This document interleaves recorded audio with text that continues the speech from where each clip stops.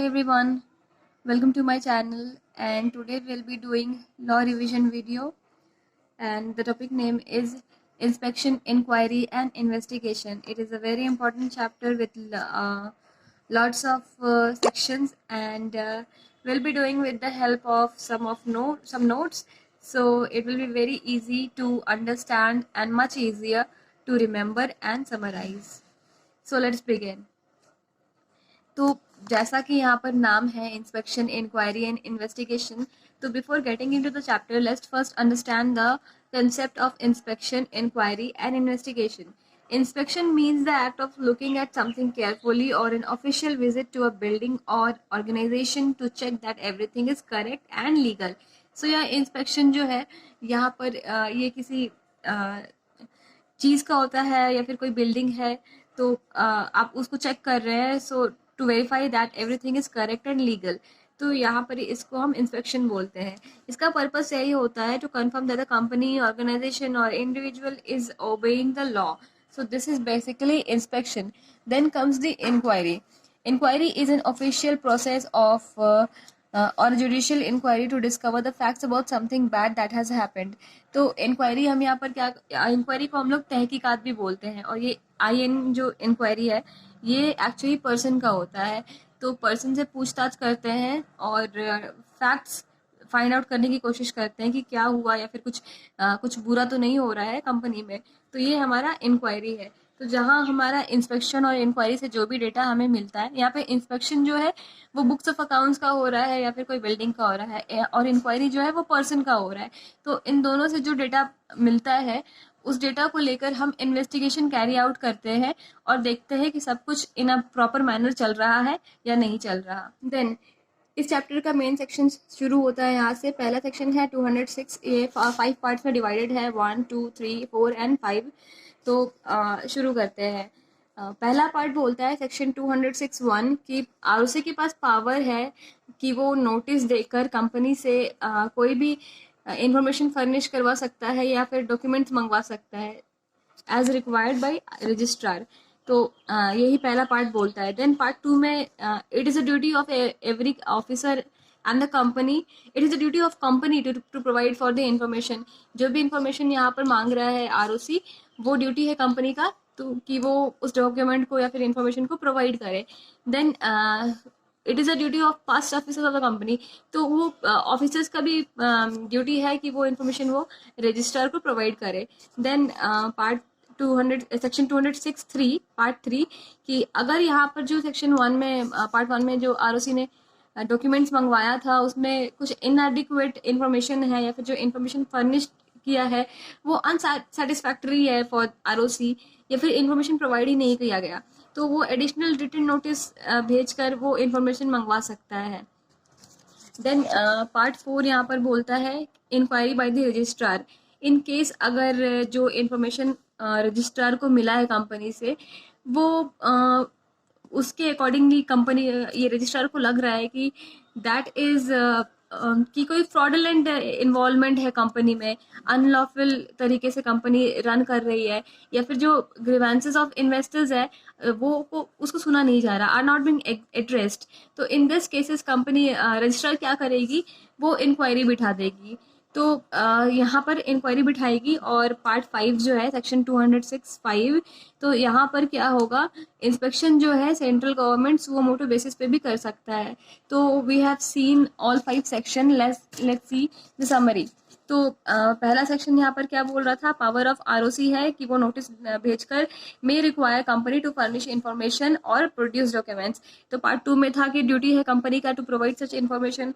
Part 3 हम लोगों ने देखा कि एडिशनल रिटन नोटिस देकर ROC और इन्फॉर्मेशन मंगवा सकता है इन केस अगर कोई इन्फॉर्मेशन फर्निश ही नहीं किया गया हो कंपनी के द्वारा, या फिर जो इन्फॉर्मेशन फर्निश किया गया है वो इनएडिक्वेट है या फिर अनसेटिस्फैक्टरी है टू दी ROC, तो वो एडिशनल रिटन नोटिस मंगवाएगा. देन पार्ट 4 में देखा कि इंक्वायरी बाय ROC. तो ROC जो है यहाँ पर इंक्वायरी बिठा रही है if and when information available under above sections उससे ये पता चल रहा है कि कंपनी जो है वो फ्रॉडुलेंट बेसिस पे रन कर रही है या फिर अनलॉफुल वे में रन कर रही है, या फिर grievances of the investors are not addressed. तो इन केसेस में आरओसी इंक्वायरी बिठा सकती है। ऑल्सो पार्ट 5 में हम लोगों ने देखा कि इंस्पेक्शन सीजी भी कर सकता है ऑन सुओ मोटो बेसिस। तो अगर सेंट्रल गवर्नमेंट को लग रहा है कि कंपनी ठीक से रन नहीं कर रही है तो वो ऑन सुओ मोटो बेसिस भी इंस्पेक्शन रन करवा सकता है। Then we have section 207 conduct of inspection and inquiry। तो 206 के अंदर में जो भी इंफॉर्मेशन लाया गया उसके तहत यहाँ 207 में क्या होगा, conduct of inspection and inquiry होगा। तो यहाँ पर duty of every director officer और एम्प्लॉय ऑफ द कंपनी, ये ड्यूटी है कि रजिस्ट्रार को वो प्रोवाइड करे all the documents required by the registrar, that is to produce all such documents to the registrar or inspector and to furnish him with statement information in such form as the inspector may require, or they should render all assistance to the registrar or inspector in connection with the inspection। तो सारा books and documents provide करना चाहिए, information provide करना चाहिए इन manner required by the inspector, और assistance देना चाहिए वो जो इंस्पेक्टर है जो कि इंस्पेक्शन कैरी आउट कर रहा है। ऑल्सो इस सेक्शन में पावर्स ऑफ द रजिस्ट्रार और इंस्पेक्टर भी बताया गया है। तो इनके पास भी सेम पावर है as vested in civil court, और ये क्या कर सकते हैं, दे कैन मेक और cause to be made copies of books of account and other books of the company, और प्लेस एनी आइडेंटिफिकेशन मार्क, वो बुक में कोई आइडेंटिफिकेशन मार्क भी प्रोवाइड कर सकते हैं, प्लेस कर सकते हैं फॉर एनी पर्पस। उसके बाद उनके पास पावर है to for the discovery and production of books of accounts or the documents of the company, summoning or enforcing any attendance of the person, जो person उनको required है उनको summon कर सकते हैं, और inspection of any books or accounts or register of the company। तो ये कुछ powers है जो under section 207 डिफाइंड किया गया है। Then we have section 208। Section 208 क्या बोलता है कि 207 में जो इंस्पेक्शन इंक्वायरी चला था उसका रिपोर्ट यहाँ पर 208 में प्रोवाइड करना पड़ेगा। तो रिपोर्ट ऑन इंस्पेक्शन जो है अंडर दिस सेक्शन प्रोवाइड किया जाएगा तो आरओसी सबमिट करेगा ये रिपोर्ट जो है टू सेंट्रल गवर्नमेंट। ठीक है, तो आरओसी सबमिट शेयर कर रहा है this report with central government, और यहाँ पर सेंट्रल गवर्नमेंट जो है वो डेलीगेट करता है कुछ power to regional director to receive the report. तो फिर सेंट्रल गवर्नमेंट की जगह जो रीजनल डायरेक्टर है वो भी रिपोर्ट को रिव्यू कर सकता है। Then we have section number 209। So सबसे पहले हम लोग बुक से ये पूरा चैप्टर को अच्छे से समझेंगे and then through summary notes हम उसको अच्छे से रिकॉग्नाइज करेंगे ताकि it will be more easier for you to remember the sections and their meaning and concept. तो पहले हम लोग यहाँ पर इसका कंसेप्ट जानते हैं। सेक्शन 209 ये बोलता है सर्च एंड सीजर के बारे में। तो अगर आरओसी या फिर इंस्पेक्टर है वो बिलीव करता है, has reason to believe that जो books of accounts of the company है ना या फिर कोई हाँ पेपर्स है, तो अगर आरओसी को लगता है कि उसको जला दिया जाएगा या म्यूटिलेट किया जाएगा, ऑल्टर, फॉल्सिफाई या सीक्रेटेड होगा या तो उसको छुपा दिया जाएगा, तो कोई भी रीजन है जिससे आरओसी को लग रहा है कि वो बुक्स एंड अकाउंट्स पेपर्स को डिस्ट्रॉय कर दिया जाएगा, तो after obtaining an order from special court से परमिशन लेके आरओसी क्या कर सकती है, एंटर कर सकती है उस जगह पर जहां पर वो बुक्स ऑफ अकाउंट या इंफॉर्मेशन पेपर कुछ भी रखा गया है और उसको सीज कर सकती है।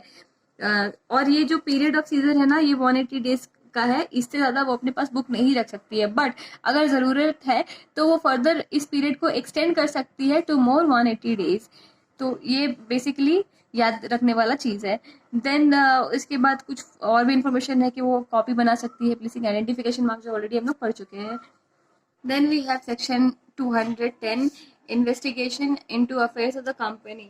तो अंडर दिस सेक्शन 210 में इन्वेस्टिगेट कर सकता है कौन, central government into the affairs of company. तो ये कब करेगा इन्वेस्टिगेशन, 3 केसेस है यहाँ पर। पहला है on receipt of report of the register under section 208, तो 208 में जो रिपोर्ट सबमिट कर रहा था रजिस्ट्रार या फिर इंस्पेक्टर, उस बेसिस पे central government investigation carry out कर सकती है।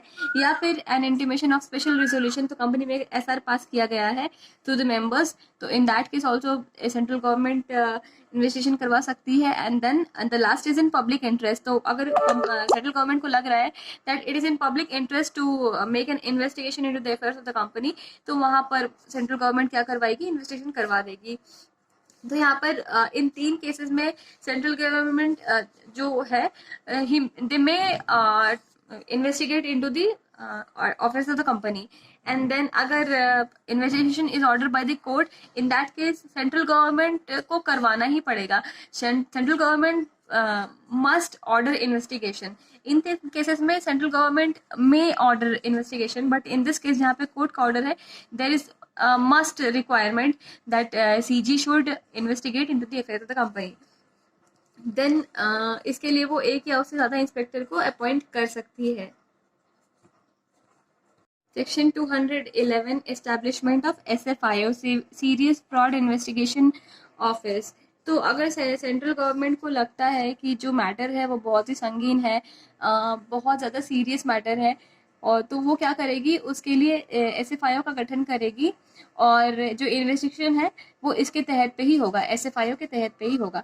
ये जो बेसिकली जिस तरह का कंपोजिशन रहेगा SFIO का, वो इस सेक्शन में डिफाइंड है। SFIO should be headed by a director and should consist of number of experts from the following field, जैसे कि banking, corporate taxation, forensic audit, capital market, information technology, law and such other field as may be required. तो central government appoint करेगी director SFIO का, और जो director होगा उसका rank joint secretary के बिलो नहीं होना चाहिए, and he should have knowledge and experience in dealing with matter relating to corporate affairs. Then appointment of experts भी है, तो वो CG ही करेगी in the SFIO as it may consider necessary for the efficient discharge of its function। तो जिस तरह का expert का पैनल होना चाहिए उसके अकॉर्डिंगली CG जो है अपॉइंट करेगी।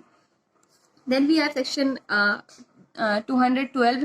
यहाँ पर जो 211 में SFIO का गठन किया गया था, एस्टैब्लिश किया गया था, वो यहाँ 212 में इन्वेस्टिगेशन शुरू कर देगी into the affairs of the company.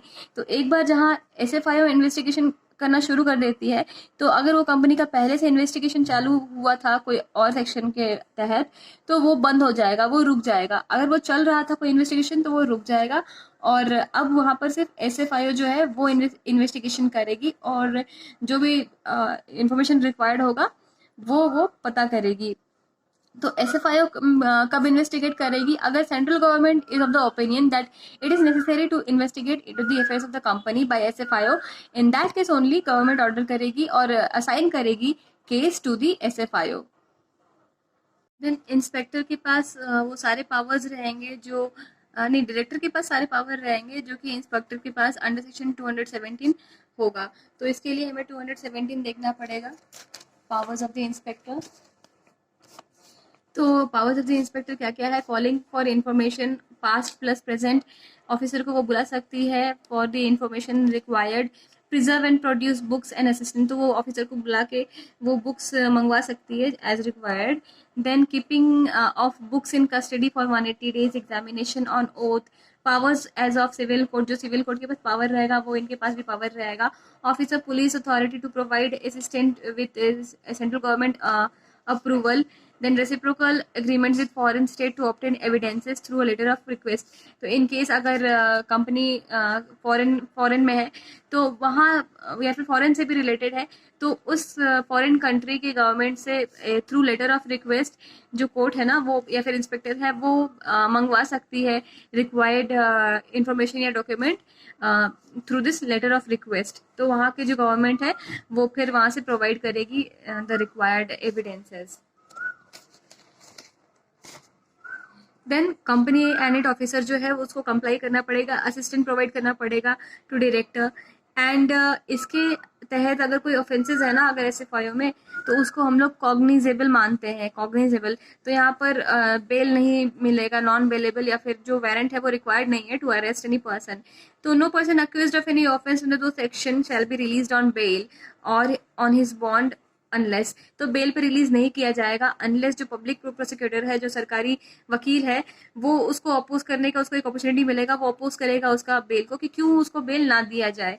Where public prosecutor opposes the application, the court is satisfied that there are reason to believe that he is not guilty for such offence and that he is not likely to commit any offence while on bail. तो अगर court believe करती है कि वो guilty नहीं है या फिर बेल पर वो ऐसा कोई कमिट नहीं करेगा ऑफेंस को, तो उसको वो बेल दे सकती है. इन केस अगर कोई अंडर एज बच्चा है, नहीं अंडर एज कोई है पर्सन जिसका एज 16 ईयर्स या उससे कम है, या फिर कोई वुमेन है या फिर सिक है, तो उसको भी बेल पर रिलीज किया जा सकता है. Section 213 investigation into the companies affair in other cases. तो हम लोगों ने पहले भी बहुत सारे सेक्शन देखे, जैसे कि सेक्शन 212 जहाँ पे SFIO इन्वेस्टिगेट करती है, 207 में इंस्पेक्शन होता है कंपनी का, 210 में भी इन्वेस्टिगेशन हो रहा था बाय सेंट्रल गवर्नमेंट, तो 213 में भी इन्वेस्टिगेशन होगा. और यहाँ इन्वेस्टिगेशन कब होगा? अगर कंपनी में SR पास नहीं हुआ है और कुछ मेंबर्स का मानना है कि कंपनी में कुछ ऐसा हो रहा है जो कि विच इज़ डेट्रीमेंटल या फिर अनलॉफुल, तो इन दैट केस मेंबर्स वहाँ पर कंप्लेन कर सकते हैं. लेकिन इसका क्राइटेरिया क्या है? मेंबर्स जो है वो ट्रिब्यूनल को अपील कर सकते हैं फॉर इन्वेस्टिगेशन. और यहाँ पर क्राइटेरिया क्या है कि अगर कंपनी में शेयर कैपिटल है तो एटलीस्ट 100 मेंबर्स या फिर members holding 10% of voting power, उनको अपील करना पड़ेगा, उनको एप्लीकेशन करना पड़ेगा टू द ट्रिब्यूनल. या फिर जिस कंपनी में शेयर कैपिटल नहीं है, at least 1/5 of the total members of the company, उनको एप्लीकेशन करना पड़ेगा टू दी ट्रिब्यूनल को एप्लीकेशन करना पड़ेगा फॉर इन्वेस्टिगेशन. और अपने एप्लीकेशन के साथ उनको कुछ ऐसा डॉक्यूमेंट अटैच करना पड़ेगा जो सपोर्ट करेगा, एज अ एविडेंस सपोर्ट करेगा उनकी बातों को. तो यहाँ पर मेंबर्स भी अप्लाई कर सकते हैं. ऑल्सो एनी अदर पर्सन जो कि कंपनी से रिलेटेड नहीं है, लेकिन वो भी कंप्लेन कर सकते हैं 213 सेक्शन में. अगर कंपनी का जो बिजनेस है वो ऐसे किया जा रहा है तो डिफ्रॉड द क्रेडिटर्स को डिफ्रॉड करने के लिए, या फिर एनी फ्रॉडुलेंट या अनलॉफुल पर्पस के लिए कंपनी का फॉर्मेशन हुआ है, या फिर जो मेंबर्स है कंपनी के, उनको all the required documents information जो है, नेसेसरी इन्फॉर्मेशन जो है, वो मेंबर्स को प्रोवाइड नहीं किया जा रहा है about the affairs of the company. In that case other people can also file a complaint, apply कर सकते हैं टू द ट्रिब्यूनल. सेक्शन 213 में हम लोग ट्रिब्यूनल को अप्लाई करेंगे. सेक्शन 214 बोलता है जो एप्लीकेंट है उसको एक सिक्योरिटी पेमेंट करना पड़ेगा for the cost and expenses of the investigation. और सिक्योरिटी पेमेंट का अमाउंट क्या रहेगा? 25,000, 25,000 रुपीज़ मैक्सिमम, इससे ज़्यादा का नहीं होगा. देन सेक्शन 215 बोलता है अ फर्म, बॉडी, कॉर्पोरेट या फिर एसोसिएशन जो है वो अपॉइंट नहीं हो सकता एज एन इंस्पेक्टर जो है वो हमेशा एक इंडिविजुअल ही होगा. Then section 216 investigation of ownership of the company. तो यहाँ पर इन्वेस्टिगेशन होगा to find the true owner of the company, जिसका कि फिनेंशियल इंटरेस्ट है कंपनी में विद द सक्सेस और फेलियर ऑफ द कंपनी. तो उसका वहाँ पे इंटरेस्ट आ रहा है, या फिर who have been able to control और materially influence the policy of the company, जिसका कोई बेनिफिशियल इंटरेस्ट रहा है कंपनी में. Then we have section 217 powers, procedure and power of the inspector, ये हम लोग देख चुके हैं. देन 218 सेक्शन जो है protection of employees during investigation का बात करता है. तो अगर इन्वेस्टिगेशन कैरी आउट हो रहा है किसी कंपनी में और कोई एम्प्लॉय इंस्पेक्टर का साथ देता है, प्रोवाइड करता है इन्फॉर्मेशन, तो कंपनी चाहेगी कि उसको हम निकाल दे कंपनी से बाहर या फिर उसको परेशान करें. तो इन दैट केस ये सेक्शन जो है वो प्रोटेक्शन प्रोवाइड करता है टू दी एम्प्लॉयज. ये क्या बोलता है? ड्यूरिंग एनी इन्वेस्टिगेशन जो कंपनी है ना, वो किसी को सस्पेंड नहीं कर सकती, यहाँ पर डिस्चार्ज और सस्पेंड नहीं कर सकती, पनिश नहीं कर सकती, या फिर उसके टर्म ऑफ एम्प्लॉयमेंट को चेंज नहीं कर सकती. ठीक है. और अगर उसको करना है या फिर सच में कोई एम्प्लॉय है जो इसका फ़ायदा उठा के काम नहीं कर रहा, या फिर काम नहीं कर रहा है, इन दैट केस कंपनी क्या करेगी? उसको निकालना है तो उसको क्या करना होगा? पहले परमिशन लेना पड़ेगा फ्रॉम ट्रिब्यूनल. तो यहाँ पर ऑब्टेन अप्रूवल फ्रॉम ट्रिब्यूनल, तो उसको परमिशन लेना पड़ेगा. तो अगर ट्रिब्यूनल को कोई ऑब्जेक्शन है तो वो ऑब्जेक्ट करेगा. It shall send by post notice in writing to the company कि वो ऑब्जेक्ट कर रहा है. इन केस अगर ट्रिब्यूनल ऑब्जेक्ट कर रहा है तो विद इन 30 days कंपनी जो है वो अपील कर सकती है टू NCLAT. तो एनसीएलटी को कंप्लेन कर सकती है। इन केस ट्रिब्यूनल का कुछ ना ऑब्जेक्ट कर रही है ना अप्रूव कर रही है, तो 30 डेज के अंदर हम लोग क्या मान लेंगे, अगर कोई रिस्पॉन्स नहीं आ रहा है ट्रिब्यूनल का, तो मान लेंगे कि कंपनी वो एक्शन ले सकती है एम्प्लॉय के अगेंस्ट में।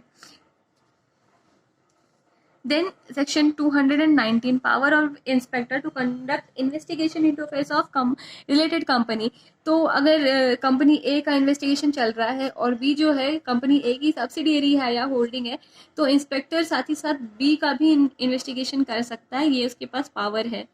उसके लिए प्रायर अप्रूवल लेना पड़ेगा फ्रॉम सेंट्रल गवर्नमेंट, और उसके बाद ही इन्वेस्टिगेट कर सकते हैं उस सब्सिडियरी कंपनी में, या फिर ऐसे कंपनी जहाँ पर जो मैनेजर है इन्वेस्टिगेटिंग कंपनी और दूसरा कंपनी, दोनों का मैनेजर या फिर डायरेक्टर सेम है, तो ऐसे कंपनी में भी इन्वेस्टिगेट कर सकता है after taking approval from central government. Then section 220, seizure of document by inspector. तो यहाँ पर भी अगर इंस्पेक्टर के पास रीजनेबल ग्राउंड है कि डॉक्यूमेंट्स डिस्ट्रॉय किया जाएगा या ऑल्टर किया जाएगा, तो वो सीज एंड उसको सीज कर सकता है डॉक्यूमेंट्स को। सेम एज पहले हम लोग पढ़ चुके जो सेक्शन, सेम यहाँ पर भी वैसा ही कंसेप्ट है। तो यहाँ पर हम लोग फ्रीज कर रहे हैं, सीज कर रहे हैं डॉक्यूमेंट्स को। देन सेक्शन 221, यहाँ पर फ्रीजिंग ऑफ एसेट। तो यहाँ पर डॉक्यूमेंट्स को सीज कर रहे थे, यहाँ पर एसेट को फ्रीज कर रहे हैं। अगर लग रहा है कि कंपनी एसेट ट्रांसफर कर देगी कि दूसरे कंपनी में, तो ट्रिब्यूनल फ्रीज कर सकता है और रिस्ट्रिक्शन इम्पोज कर सकता है कंपनी में on the asset of the company. लेकिन ये रिस्ट्रिक्शन कितने साल के लिए होगा? Maximum 3 years। 3 years के लिए इम्पोज कर सकता है रिस्ट्रिक्शन। ये वो on the reference of central government, अगर सेंट्रल गवर्नमेंट बोल रही है तब कर सकता है, या फिर इन कनेक्शन विथ इंक्वायरी उसको लगता है कि ऐसा होने वाला है तो फिर वो कर सकता है, या फिर कंप्लेन कर रहा है creditors under section 244, in that case also freeze करवा सकता है एसेट ऑफ द कंपनी को। Then imposition of restriction upon security, 222 में सिक्योरिटी पे रेस्ट्रिक्शन करवा सकता है। तो ये तीनों जो सेक्शन है काफ़ी रिलेटेड है। यहाँ पर डॉक्यूमेंट्स को फ्रीज किया जा रहा है, सीज किया जा रहा है, और यहाँ एसेट को फ्रीज किया जा रहा है। एंड देन इस सेक्शन में सिक्योरिटीज पर रेस्ट्रिक्शन लगाया जा रहा है। आप सिक्योरिटीज को ट्रांसफर नहीं कर सकते फॉर मैक्सिमम 3 years। हाँ, 3 साल तक आप ट्रांसफर नहीं कर सकते। तो ये हमारा 3 रिलेटेड सेक्शन था। यहाँ पर एक और चीज़ है, क्रेडिटर्स क्यों चाहेगा कि फ्रीज हो जाए एसेट? क्योंकि क्रेडिटर्स जो है वो कंपनी को लोन देके बैठा है। सोचो अगर एक क्रेडिटर है जो कि 1 करोड़ का लोन दिया हुआ है और कंपनी अपने एसेट को ही ट्रांसफर कर देगी, तो इन दैट केस वो क्रेडिटर के लिए तो वो लाइबिलिटी और बढ़ जाएगा कि अगर company case of winding up वो कहाँ से पे करेगी। तो क्रेडिटर चाहे तो वो कंप्लेन कर सकती है अंडर सेक्शन 244, और अगर ऐसा करती है तो फिर एक्शन लिया जाएगा, उस कंपनी का एसेट को फ्रीज किया जाएगा। सेक्शन 223 में इंस्पेक्टर जो है इन्वेस्टिगेशन पर रिपोर्ट बनाएगा। 224 में एक्शन लिया जाएगा based on that report, central government ये एक्शन लेगी। 225 क्या बोलता है, जो भी एक्सपेंसेस है इन्वेस्टिगेशन का वो डिफरे करेगी सेंट्रल गवर्नमेंट, और रीएम्बर्स करेगा कौन? जो पर्सन कन्विक्टेड है, जो भी डैमेजेस हुआ है उसके लिए वो पे करेगा। देन सेक्शन 226 बोलता है वॉलंटरी वाइंडिंग अप अगर कंपनी का चल रहा है तो भी इन्वेस्टिगेशन जो है वो नहीं रुकेगा। देन सेक्शन 227 बोलता है लीगल एडवाइजर या फिर बैंकर जो है कोई क्लाइंट या फिर कोई मेंबर का वो लाइबल नहीं है टू डिस्क्लोज सर्टेन इन्फॉर्मेशन, उससे इन्फॉर्मेशन आप जबरदस्ती नहीं ले सकते। Then investigation of foreign company भी हम लोग कर सकते हैं अंडर दिस सेक्शन। इस चैप्टर के सेक्शन के अंडर फॉरेन कंपनीज भी आ जाएगी। एंड देन पेनल्टी है अंडर सेक्शन 229 कि अगर आप डिस्ट्रॉय कर रहे हैं कोई फैक्ट या फिर असिस्ट नहीं कर रहे हैं इंस्पेक्टर को, तो आपको पनिश किया जाएगा अंडर दिस सेक्शन। समरी 2061 में पावर ऑफ आरओसी है कि वो कोई नोटिस से इंफॉर्मेशन मंगवा सकता है, डॉक्यूमेंट्स मंगवा सकता है। कंपनी की ड्यूटी है प्रोवाइड करना, लेकिन अगर कंपनी नहीं करती है तो एडिशनल रिटन नोटिस भेजकर वो मंगवा सकती है। अगर कंपनी कोई नोटिस इन्फॉर्मेशन नहीं प्रोवाइड की या फिर जो प्रोवाइड की वो इनएडिक्वेट या फिर अनसेटिस्फैक्ट्री रहा, तो 4 में यहाँ पर इंक्वायरी करवाएगी आरओसी। अगर उसको लगता है इन्फॉर्मेशन अवेलेबल जो मिला है अब उससे उसको कोई डाउट होता है या फिर फ्रॉडुलेंट केस लग रहा है या फिर ग्रीवेंसेस ऑफ इन्वेस्टर जो है एड्रेस नहीं किया जा रहा। 5 में इंस्पेक्शन करवा सकती है CG on suo motto basis. Then यहाँ पर सेक्शन 207 में क्या होगा, ड्यूटी ऑफ डायरेक्टर है to produce furnish and render the required documents. Power of the inspector क्या है, same as vested in civil code, discovery submitting inspection के लिए मंगवा सकती है। Make copies and place any identification mark. 208 में report है ऑन इंस्पेक्शन, जो इंस्पेक्शन हुआ है उसके बेसिस पे रिपोर्ट प्रोवाइड करेगा to the central government. ROC provide करेगा to central government. Then search and seizure है सेक्शन 209 में। आरओसी अगर बिलीव करता है कि बुक्स एंड पेपर को डिस्ट्रॉय कर दिया जाएगा तो वो एंटर एंड सर्च कर सकती है प्लेस में जहाँ पे वो बुक रखा है, only after permission from SC, and then उसको सीज करेगी फॉर 180 डेज और एक्सटेंड करवा सकती है for more 180 days. Then 210 section में इन्वेस्टिगेशन करवाएगी कंपनी में, कौन, सीजी करवाएगी on receipt of report under section 208 या फिर एसआर पास हुए कंपनी में उसके थ्रू या फिर इन पब्लिक इंटरेस्ट। इन 3 केसेस में कंपनी जो सेंट्रल गवर्नमेंट है वो ऑर्डर करके इन्वेस्टिगेशन करवा सकती है। सेंट्रल गवर्नमेंट क्या करेगी, एक या उससे ज़्यादा इंस्पेक्टर भी अपॉइंट कर सकती है।